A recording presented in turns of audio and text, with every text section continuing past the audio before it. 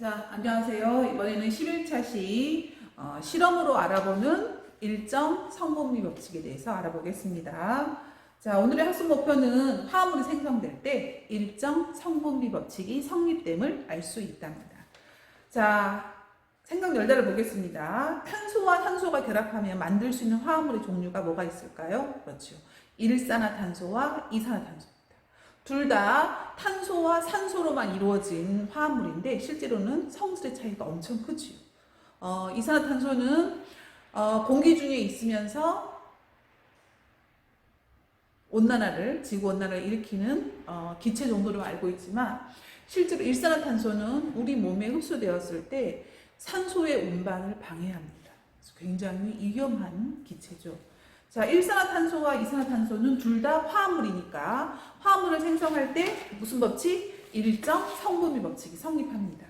자, 그럼 일정 성분비 법칙이 성립하는지 알아볼까요? 일산화탄소는 CO라고 하고요. 이산화탄소는 CO2입니다.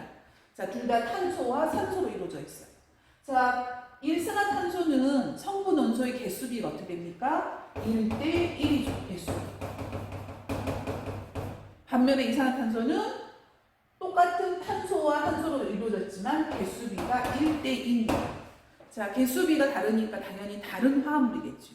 자, 그럼 질량비는 얼마일까요? 질량이 1대1일까요? 아니죠.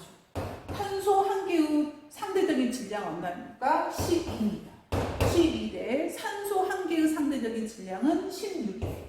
12대 16. 하면 어떻게 되죠? 그렇습니다. 3대 4. 반면에 이산화탄소는 개수비가 1대1입니다. 탄소 한 개가 아까 상대적인 질량이 12라고 했죠. 12대. 자, 산소가 두 개 있습니다. 한 개의 상대적인 질량은 16이니까 두 개일 때는 30이죠. 3대 8입니다. 자, 같은 화합물은 한 개를 만들든 두 개를 만들든 100개를 만들든 항상 질량비가 일정하다고 했죠. 다른 화합물은 이렇게 질량비가 뭐합니까? 다릅니다. 자, 같은 원소로 이루어졌어도 개수비가 다르면, 즉 성분 원소의 질량비가 다르면 다른 화합물이라는 겁니다. 자, 오늘은 실험으로 알아볼 텐데요. 여기 보면 지금 뭐가 준비되어 있느냐면 시험관에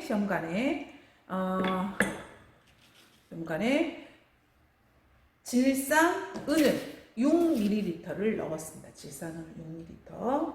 자, 넣고요. 자, 여기는 지금 뭐가 준비되어 있냐면 염화 나트륨이 준비되어 있습니다. 자, A번 시험관은 질산은은 6ml인데 염화 나트륨은 0ml예요. 자, 그러면 반응이 일어날까요? 안 일어날까요? 안 일어나겠죠. 자, 우리는 지금 오늘 알아보는 반응은 질산은과 염화 나트륨의 반응입니다. 자, 그럼 B번 비कर 볼까요? B번은 자, 지금 질산은이 6ml 들어있고요. 여기에다가 염화 나트륨을 2ml를 넣을 겁니다. 자, 넣습니다.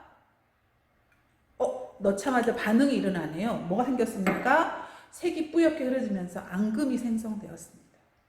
자, 이 앙금은 뭘까요? 질산은과 염화 나트륨이 반응해서 생성되는 앙금은 염화은입니다. 염화은이라고 하는 앙금이 생겼는데, 자, 이 앙금의 색깔은 무슨 색깔입니까? 흰색입니다. 자, 그러면 우리가 이 앙금의 높이를 측정할 텐데요. 지금 여기서 앙금의 높이를 정확히 측정할 수 있을까요? 아닙니다. 자, 이 시험관을 시험관대에 꽂은 다음에 이 앙금이 가라앉을 때까지 기다린 다음에 높이를 측정한 겁니다.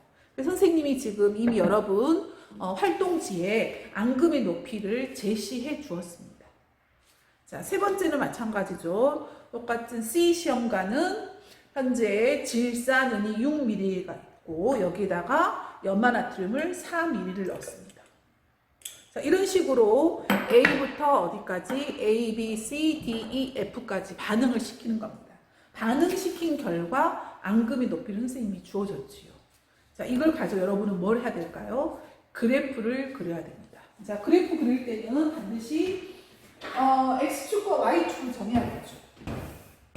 자, 그래프를 그릴 때 자, Y축은 뭐가 될까요? 앙금의 높이. 앙금의 높이는 단위는 밀리리터입니다. 자, X축은 뭐가 될까요? 시험관이 되겠죠. 시험관 A, B, C, D, E, F 이렇게 되겠죠. 자, 그러니까 여기다가 이제 눈금을 정해야 되는데 우리가 그래프를 그릴 때 가장 유의할 것은 동간격으로 눈금을 정해야 되죠. 자, 그럼 현재 우리가 12mm까지 해야 되니까 얼마 간격으로 하면 될까요? 2mm 간격. 2, 4, 6, 8, 10, 12 이런 식으로 하면 되겠죠. 자, A 같은 경우는 앙금 높이 0입니다. 0.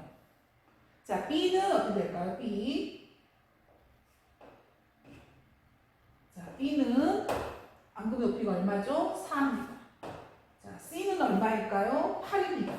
이런 식으로 해서 뭘 볼까요? 줄을 쭉 이어주면 그래프 모양이 나오겠죠. 자, 그래프를 그리고요. 자, 앙금의 높이가 어떻게 변했는가를 쓰고 왜 그렇게 됐는가 실험 결과를 가지고 우리가 지난 시간에 2시간을 했습니다. 첫 번째는 카나페 만들기로 일정 성분비 법칙을 알아봤고 두 번째 시간에는 빨래 집게라고 하는 비유 모형을 사용해서 일정 성분비 법칙을 알아봤습니다.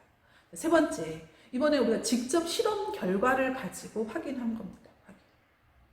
자, 두 화합물을 반응시키는데 한쪽의 화합물의 양은 정해져 있습니다. 즉, 그 화합물 속에 들어있는 어떤 이온의 양이 정해져 있어요. 그럼 얘랑 반응하는 다른 이온의 양은 아무리 늘려도 계속 생성되는 화합물이 증가하느냐는 겁니다. 실제로 그래프를 그려보면은 증가하다가 일정해집니다. 왜? 한쪽의 양이 한쪽 원소 또는 이온의 양이 정해져 있으면 다른 원소와 이온도 일정한 비로 반응하기 때문에 더 이상 증가하지 않는다는 겁니다. 이게 바로 무슨 법칙이라고요? 일정 성분비 법칙이라고. 그럼 도대체 왜 일정 성분비 법칙이 성립하느냐? 바로 화합물을 만들 때 구성하는 원소 또는 이온들이 결합하는 이온들이 일정한 비로, 일정한 비율 또는 일정한 개수비로 반응하기 때문에 그렇습니다. 자, 그러면 그 다음 페이지 보면 자, 뭐가 있느냐? 실제 우리가 이 반응을 보면은 앙금이 생겼죠. 앙금은 뭐라 그랬어? 아까 염화은입니다. 무슨 이온하고? 염화이온하고 은이온이 결합해서 앙금이. 그럼 실제 우리가 여기 넣은 용액은 뭐냐면 염화나트륨하고 질산은입니다. 그러면 염화이온하고 은이온만 반응해서 앙금을 만들고요. 다른 이온들은 실제로는 앙금 안 만들겠죠. 그럼 그 이온들은 어디 갔을까요? 하늘로 솟았을까요? 땅으로 퍼졌을까요? 분명히 이 안에 들어있을 겁니다. 이 안에 어떻게? 이온의 형태로 물에 잘 녹아있을 것입니다. 그러면 이 안에 들어있는 반응하지 않는 이온은 뭐라고 하느냐? 구경꾼 이온이라고 합니다. 그럼 실제로 반응에 참여한 이온은 뭘까요? 염화이온하고 은이온입니다. 두 이온이 결합을 해서 염화은이라고 하는 화합물을 만들었으므로 그 두 이온을 뭐라고 하느냐? 알짜 이온이라고 합니다. 알짜. 알짜가 뭔지 알죠? 진짜 중요한 역할을 하는 이온이라는 겁니다. 이온은 뭐죠? ION. 입자 모형 중에 하나죠. 원자, 분자, 이온. 이온은 원자랑 분자랑 다른 게 뭘까요? 바로 뭘 가지고 있다?